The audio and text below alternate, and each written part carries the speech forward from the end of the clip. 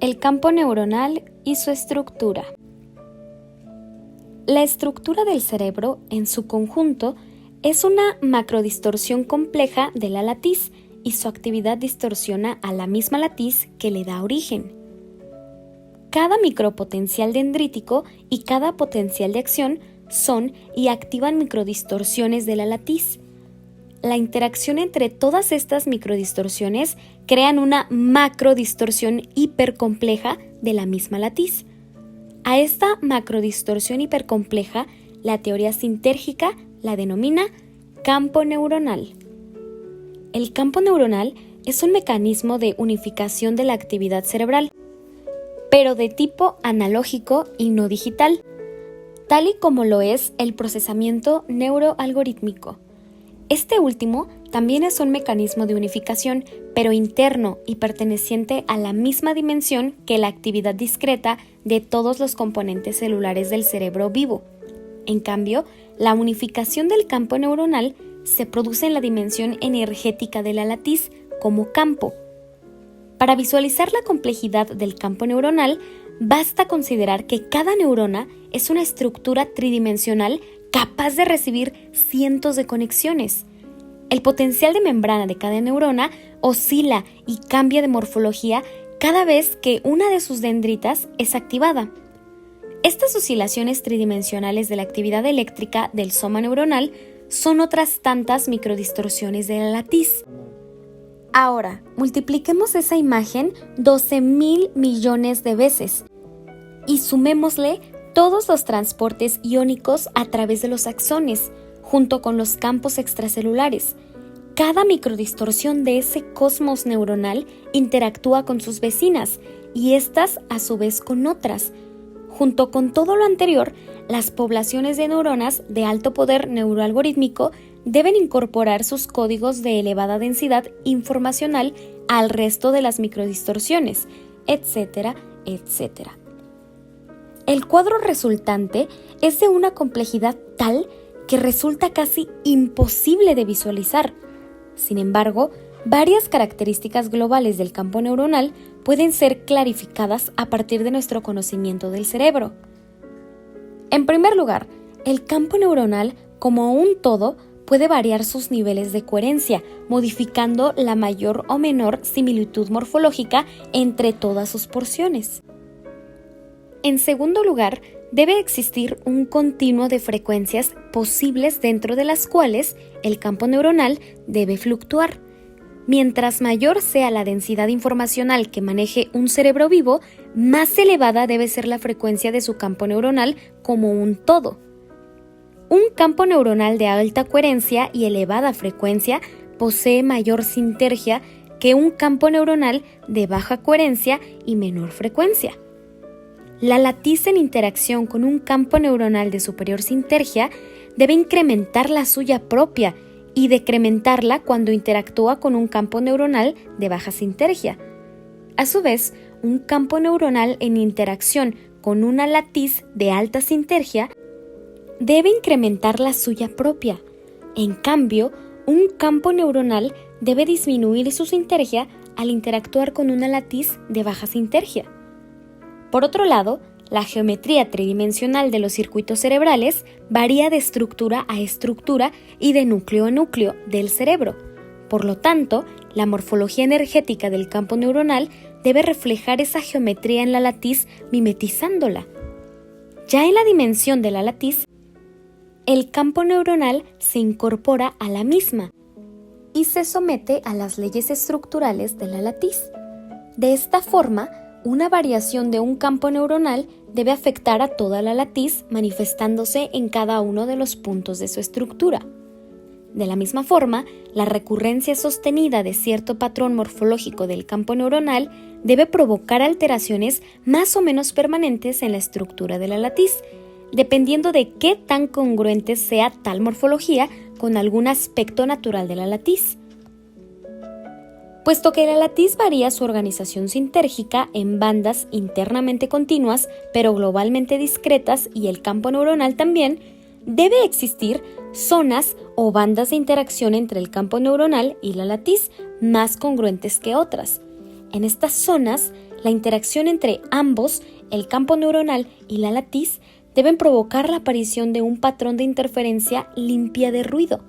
En cambio, fuera de estas bandas de interacción congruente, los patrones de interferencia deben contener morfologías ruidosas y, en los casos más dispares, autoanulantes. A las zonas de la interacción congruente entre el campo neuronal y la latiz, la teoría sintérgica las denomina orbitales de la conciencia permitidos. En cambio, a las bandas de interacción no congruente las denomina orbitales de la conciencia no permitidos. Un campo neuronal de máxima sintergia, es decir, de coherencia absoluta y elevada densidad informacional, frecuencia, es más parecido a la estructura básica o fundamental de la latiz, esto es, a la latiz en su polo de mayor sintergia. En cambio, un campo neuronal de baja sintergia se parece más a la latiz en su polo de baja sintergia. La latiz de alta sintergia está libre de distorsiones, curvaturas y campos gravitacionales. La latiz en baja sintergia se encuentra más cercana a la materia tal y como la percibimos. Mientras mayor sea la sintergia de un campo neuronal, más capaz será de interactuar en forma congruente con la latiz en su estado fundamental y puro. En cambio, un campo neuronal de baja sintergia solo podrá interactuar en forma congruente con el correspondiente nivel estructural de la latiz. Siendo el campo neuronal de naturaleza similar a la latiz, independientemente de su nivel de sintergia, diferentes campos neuronales deben interactuar entre sí, creando patrones de interferencia intercerebrales. A la estructura de la latiz que incorpora estos patrones, la teoría sintérgica la llama hipercampo. El hipercampo es la latiz que incluye en su seno a todos los campos neuronales junto con sus patrones de interferencia. Al igual que en el interior de un cerebro, dentro del cual todas las microdistorsiones neuronales interactúan entre sí, así debe suceder en el seno de la latiz para las interacciones entre todos los campos neuronales.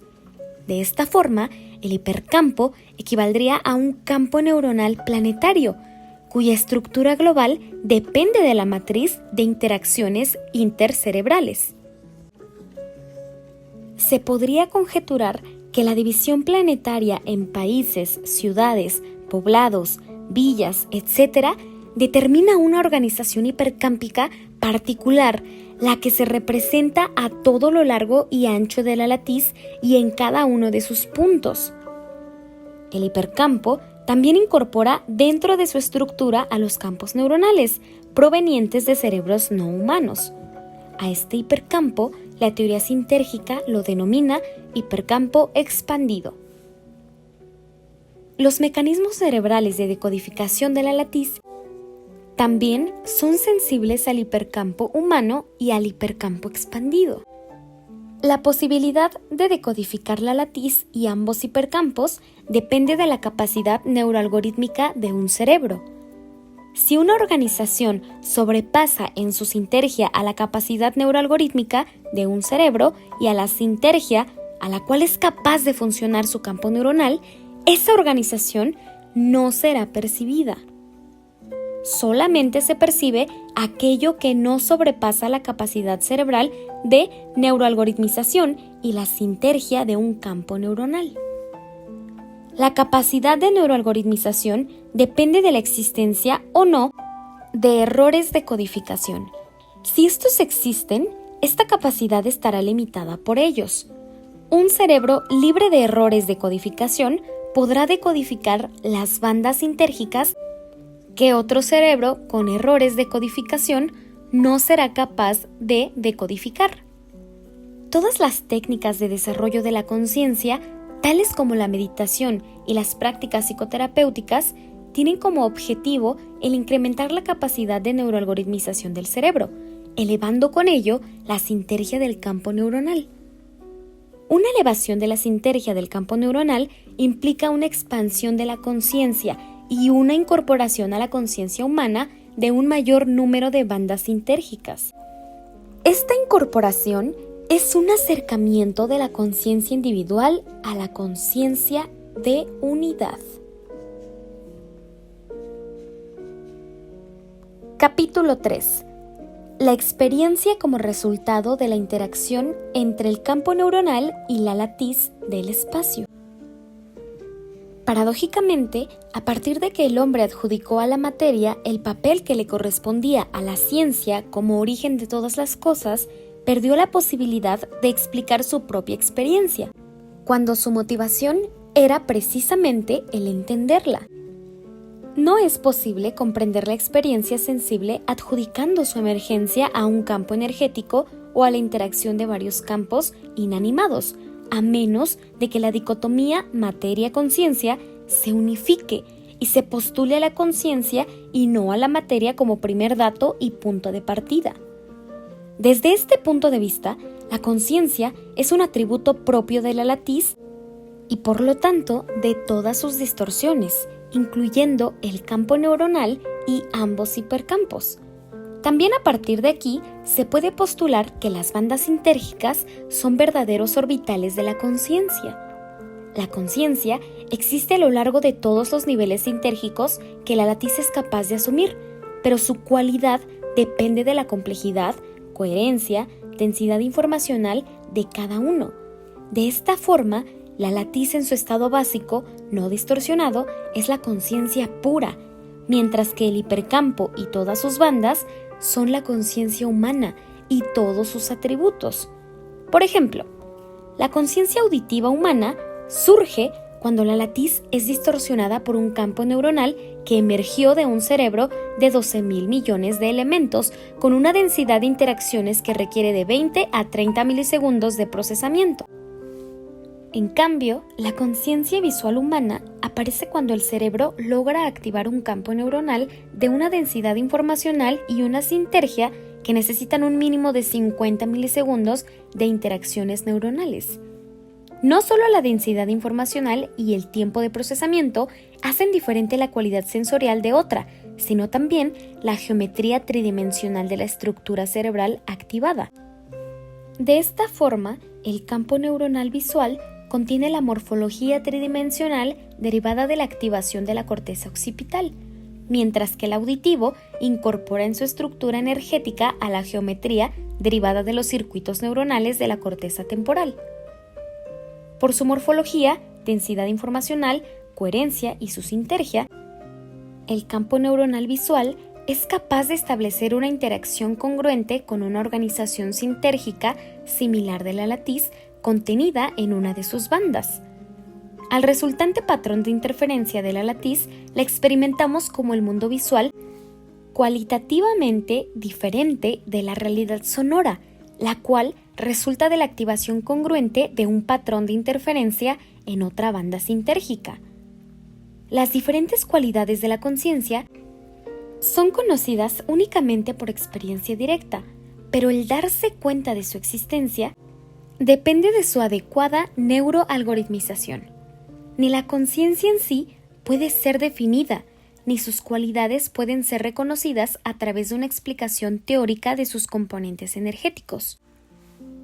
Tal intento está de antemano destinado al mismo fracaso y frustración que el que resulta de la pretensión de explicarle a un ciego lo que es la luz o un sonido a un sordo de nacimiento.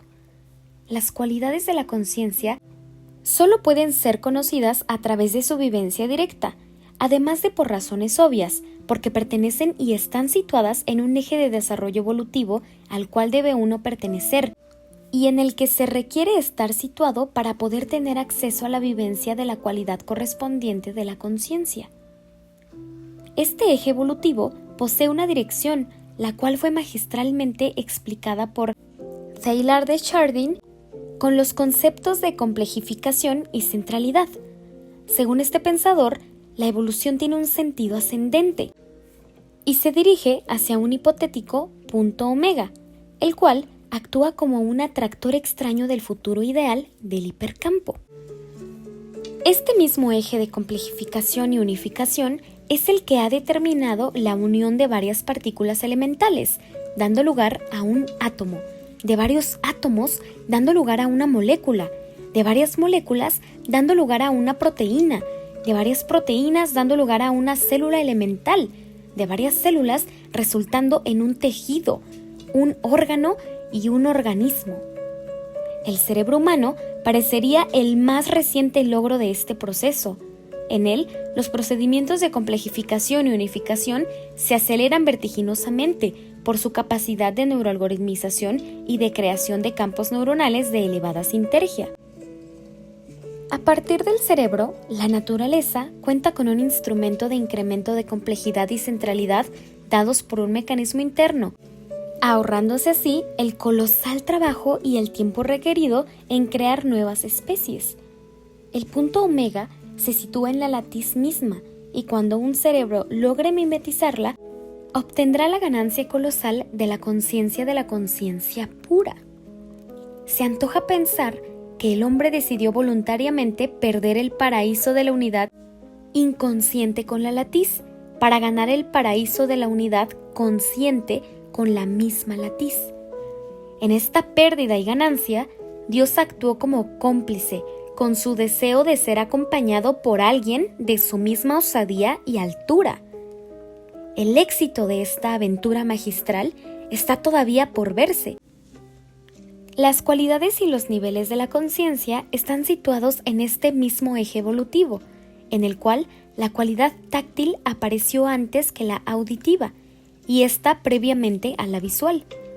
Un organismo poco evolucionado con un cerebro primitivo es incapaz de crear un campo neuronal con suficiente sinergia como para lograr una interacción congruente con la banda auditiva o visual. La naturaleza tuvo que crear cerebros y organismos con un mayor número de elementos para lograr campos neuronales de la suficiente sinergia como para interactuar en forma congruente con orbitales de la conciencia más complejos y así activar las cualidades sensoriales correspondientes. El hecho de que cada cualidad de la conciencia requiera de mayor tiempo de procesamiento dio lugar al incremento en la duración del presente para cada cualidad. Una imagen visual con un tiempo de procesamiento de 50 milisegundos posee una duración del presente mayor que un sonido activado después de 20 o 30 milisegundos de interacciones neuronales. La expansión en la duración del presente con el incremento sinérgico desemboca en la capacidad de unificar en un presente atemporal lo que para una cualidad de la conciencia de menos sinergia se localiza en un futuro.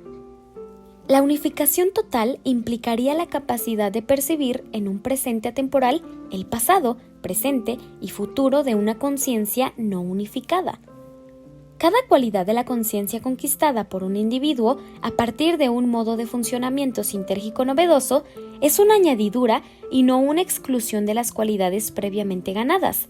De esta forma, a medida que se avanza, nuevas bandas sinérgicas son incorporadas a una conciencia cada vez más expandida, cumpliéndose así el dictum y el propósito divino primario de lo que podría ser el primer mandamiento de la nueva era, a saber, experimentarás y decodificarás el mayor número posible de bandas sinérgicas. En el chamanismo mexicano y en la técnica de la meditación autoelusiva, este primer mandamiento se logra actualizar a través de la observación simultánea de un cada vez mayor número de experiencias en las diferentes áreas correspondientes a las varias cualidades de la conciencia. El logro de la unidad se produce cuando el observador incorpora en un acto simultáneo de observación todos los contenidos de la experiencia. En esta hazaña, el observador se confunde con sus contenidos y desaparece la visión entre ambos, lográndose así el acceso a la realidad del yo puro. Esta es la lógica en la que se basa la técnica de meditación autoelusiva. Carl Pribram decía en una ocasión que no existiendo isomorfismo entre una imagen visual y el procesamiento cerebral, debería buscarse en este procesamiento algún nivel que por lo menos fuera capaz de contener los mismos detalles de la imagen resultante. Él consideraba que el nivel de micropotenciales dendríticos cumplía con este requisito. La teoría sinérgica sostiene que el campo neuronal es el antecedente inmediato de la imagen, no solamente porque es capaz de contener en su estructura todos los detalles del percepto, sino que porque los unifica, y una de las cualidades de la percepción visual es la unificación. Una imagen visual es un producto acabado y unificado, y si bien es cierto que ni la codificación del nervio óptico es isomórfica con la imagen, ni tampoco la activación cortical lo es, debe existir un antecedente inmediato de cualquier imagen, si no isomórfica con la misma, sí con la capacidad de serlo en algún nivel. De otra forma, sería imposible explicar la relación entre la actividad cerebral y experiencia. El campo neuronal se vuelve isomórfico con la imagen visual cuando su estructura interactúa con la banda sintérgica visual. Ni la banda sintérgica ni el campo neuronal son idénticos en forma, isomórficos, con el percepto, pero el patrón de interferencia resultante de su interacción debe serlo. Cuando los campos energéticos interactúan, crean una estructura emergente diferente a la que posee cada uno por separado.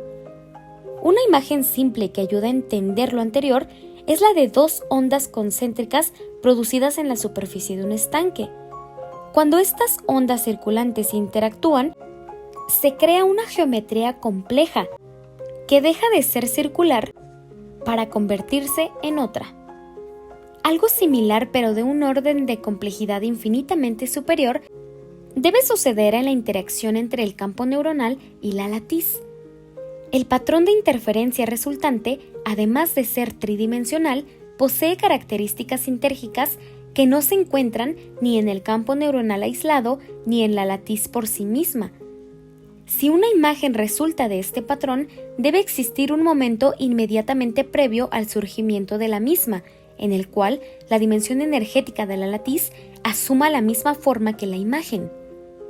Este isomorfismo indica que lo que vemos es en realidad el patrón de interferencia activado por nuestro campo neuronal en interacción con la latiz, por lo que no es metafórico afirmar que vivimos en el interior de una especie de burbuja de la percepción, recordando aquí a Carlos Castañeda, y que estamos inmersos dentro de nuestro propio cerebro, observando la pared interna de su movimiento expansivo. Uno se pregunta si es posible una percepción desde el exterior de esta pared y cuál podría ser la imagen resultante, y la respuesta se halla en la existencia misma del observador. Ni la latiz ni el campo neuronal, como tampoco su interacción, forman el último nivel de la realidad o representan una cárcel inescapable y todo abarcante. Existe algo fuera de la existencia de la latiz y aún de los dos hipercampos. Y este algo es el observador. Muchísimas gracias por acompañarme en esta segunda parte de este maravilloso libro.